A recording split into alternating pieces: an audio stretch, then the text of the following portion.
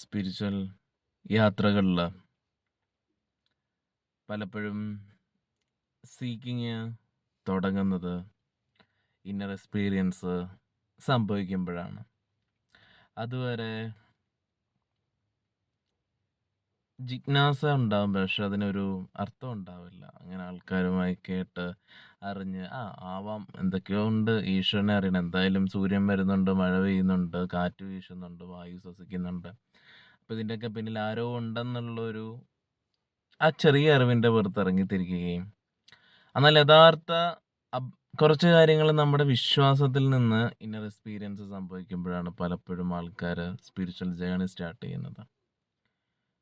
എന്നാൽ ഒരു cinema തിയേറ്ററിലിരുന്ന് cinema കണ്ടു കഴിയുന്നത് പോലെ എല്ലാ കാര്യങ്ങളും മനസ്സിലാക്കുന്നത് ഈ പ്രപഞ്ചം മുഴുവൻ നമ്മുടെ മുന്നിലേക്ക് ആ ഒരു സൃഷ്ടാവ് എന്തോ ഒരു വിഷ്വൽ അല്ലെ ഒരു വിഷൻ കാണിച്ചു തരുമല്ലോ, ഇതാണ് സൃഷ്ടിയുടെ രഹസ്യം എന്നുള്ളത്. അങ്ങനെയല്ല. നമ്മുടെ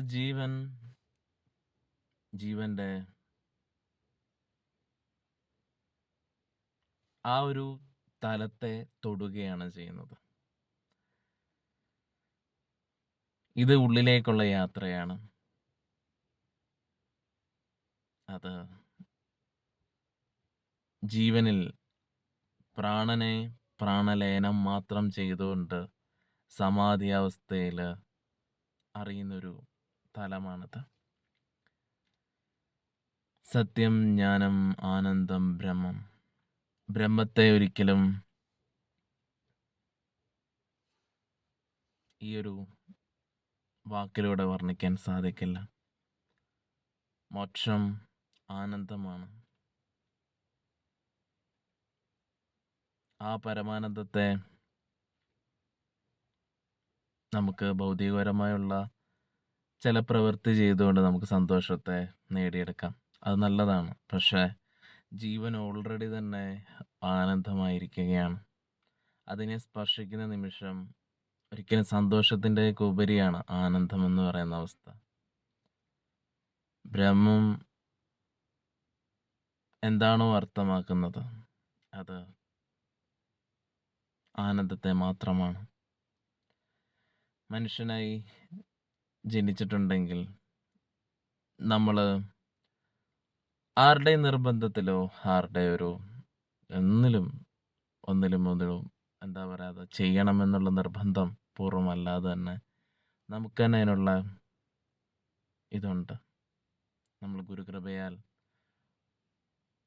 നമ്മുടെ ഉള്ളിലേക്ക് തിരിയാനുള്ള എല്ലാ അവസരങ്ങളും ഇവിടെ ഉണ്ട്. അതറിയാതെ പോകരുത്. അത്രത്തോളം തിരിച്ചറിവാണ് നമ്മുടെ ഉള്ളിൽ നിറഞ്ഞു നിൽക്കുന്നത്. ഭൗതിക കാഴ്ചപ്പാടിൽ നമ്മൾ എന്തൊക്കെ ചിന്തിക്കുന്നു, എന്തൊക്കെ സൃഷ്ടിക്കാൻ ശ്രമിക്കുന്നു, ഇതൊന്നും നമ്മളിൽ നിന്നുള്ളതല്ല എന്ന് നമ്മൾ ഈശ്വരനായിരിക്കുമ്പോഴേ അറിയുള്ളൂ.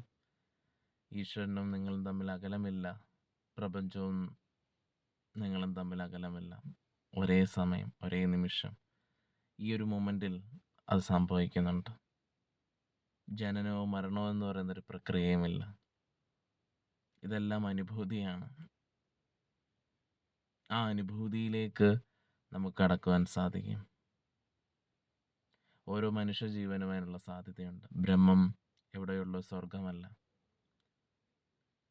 ഒരനദർ ഈശ്വരൻ്റെ ലോകമല്ല, നമ്മളാണ്.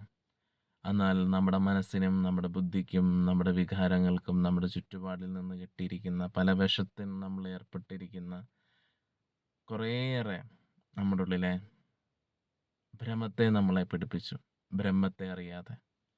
ആ ഭ്രമം നമ്മളിൽ സൃഷ്ടിക്കുന്ന മിഥ്യധാരണകളുണ്ട്. അകലം സംഭവിക്കുന്ന ഒരു ജീവനായി അലയുകയാണ് നമ്മൾ. എന്നാൽ നമുക്ക് ജീവനെ അറിയാനായിട്ടുള്ള സാധ്യതയാണ് ധ്യാനം. നമുക്ക് ആദ്യ ചുവടായി വെക്കാൻ പറ്റുന്നതും ധ്യാനമാണ്. ധ്യാനം ചെയ്യുക, നമഃശിവായ മന്ത്രം ജപിക്കുക. ധ്യാനത്തിലൂടെ നമുക്ക് നമ്മുടെ ആത്മാർത്ഥത എത്രത്തോളം വലുതാണോ അത്രത്തോളം സൃഷ്ടാവിൻ്റെ പദ്ധതിയിലേക്ക് നമ്മളും ചേരും. നമസ്കാരം.